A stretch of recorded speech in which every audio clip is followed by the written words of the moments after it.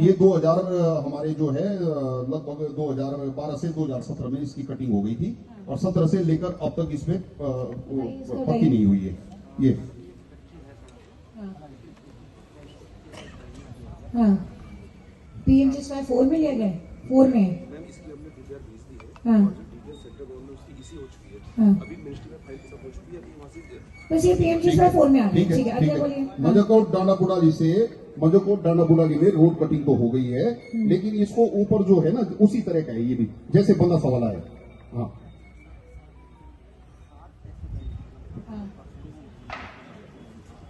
उसको जो थी उसका पूरा, क्योंकि जो रोड थी मैडम उसको इन्होंने डाइवर्ट कर दिया।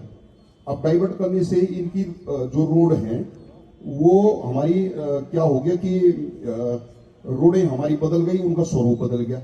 उनकी जो चौड़ाई होती थी हमारी जो हमारी पीडब्ल्यूडी की रोडें होती हैं उनकी एक दो जगह पे तो ऐसा भी है कि वो रोडें जो है पूरी नहीं है। जैसे पावर चैनल है हमारा, रेनबो स्कूल है, उसके ऊपर एक पावर चैनल एरिया आता है, तो वहां पे रोड बहुत संकरी है। और वैसा सब डंडासू से और भिवानी तक रोड आप लोगों ने कटवाई, बहुत बड़ी मांग थी उनकी, बरसों बाद ये मांग पूरी हुई। और उसमें 2-2.5-3 किलोमीटर आपने नीचे ही छोड़ दी वो रोड, ऐसा क्यों भाई? है इस तरह से ये क्या है आप लोगों को मेरी समझ में नहीं आता है। कोई एक सेकंड मैं पहले पूछ लूं जी बताइए।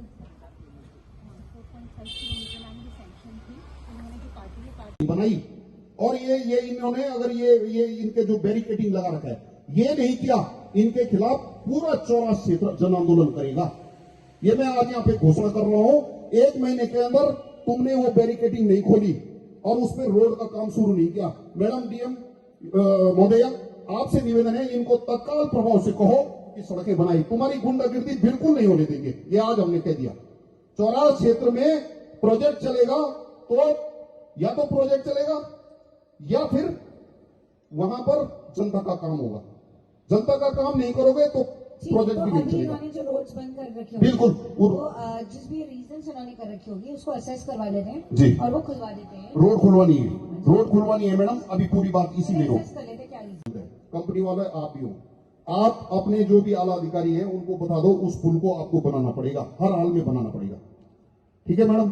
तो जीवीके कंपनी से संबंधित ये जो चीजें थी। वैसे मैडम मैं आपको बता दूं, हमारे राजस्व मंत्री दिवाकर भट्ट जी, दिवंगत दिवाकर भट्ट जी जब राजस्व मंत्री थे उनके द्वारा एक मीटिंग इनके साथ हुई थी। उस मीटिंग में ये इन्होंने बकायदा राजस्व मंत्री जी के उसमें साइन है, वो सारे मिनट्स हमारे पास वो कॉपी भी हैं। उसमें तत्कालीन समय पे आपके 2007-2008 में आपके द्वारा कहा गया था कि जीवीके कंपनी आपको एक अस्पताल बना के देगी, आपको जो है जो वेडिंग हॉल होते हैं प्रभावित क्षेत्र में उनको बनाकर देगी, आपको जो है 2 अच्छे स्कूल मॉडल स्कूल बना के देगी। ये सारे इनके कमिटमेंट थे उस समय के। और साथ में जो ग्रीनरी है चौरा क्षेत्र में, आज आप देख लीजिए मतलब एक पेड़ नहीं लगाया इन्होंने, और तब इन्होंने ये कमिटमेंट। गांव तक वो नहीं लेके गए, उसके लिए 1-1.5 किलोमीटर के आसपास पोर्शन जो था वो सैंक्शन भी नहीं था। और उसके बाद अभी जिला योजना में दोबारा सैंक्शन किया विधायक जी ने, लेकिन उसमें अब ये आ रहा है इश्यू कि वो जो लैंड है वो ऑलरेडी क्षतिपूर्ति में फॉरेस्ट को दे रहे हैं। तो अब हम फॉरेस्ट में जो ऑलरेडी सैंक्शन है क्षतिपूर्ति के लिए सीए लैंड के लिए वो दे भी नहीं सकते।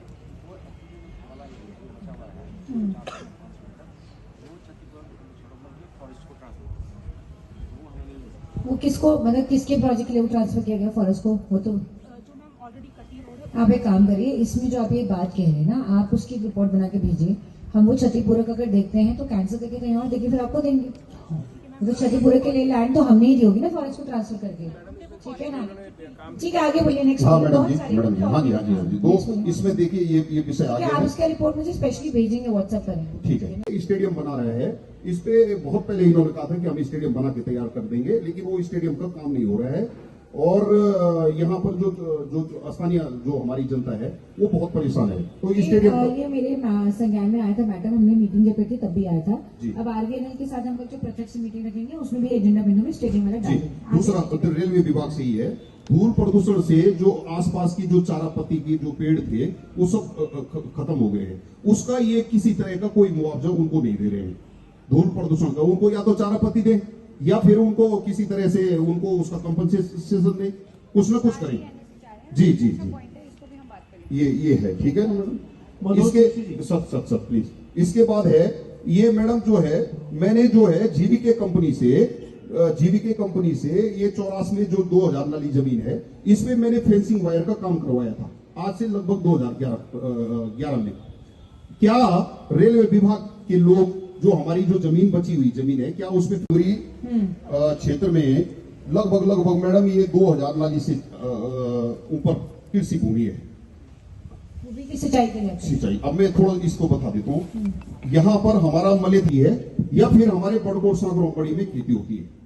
अब मैडम इस पे क्या है कि इस पे हमने पिछले कार्यकाल में जब मैं क्षेत्र पंचायत विभाग से हमने निवेदन किया था कि भाई इसको जो है सिंचाई की व्यवस्था करनी है इसमें। अब इन्होंने हमको कहा था कि भाई तुम ऐसे सिंचाई से एनओसी दिला दो, जीवीके कंपनी से एनओसी दिला दो, वो सारी प्रक्रिया हो गई है। अब सिंचाई ही बनी है जी। वो, लेकिन सिंचाई विभाग बताए इसमें। हाँ, हाँ, ये लघु डाल विभाग। अच्छा, माइनर इरिगेशन। जी, जमीन जो है। हाँ, हाँ हाँ हाँ।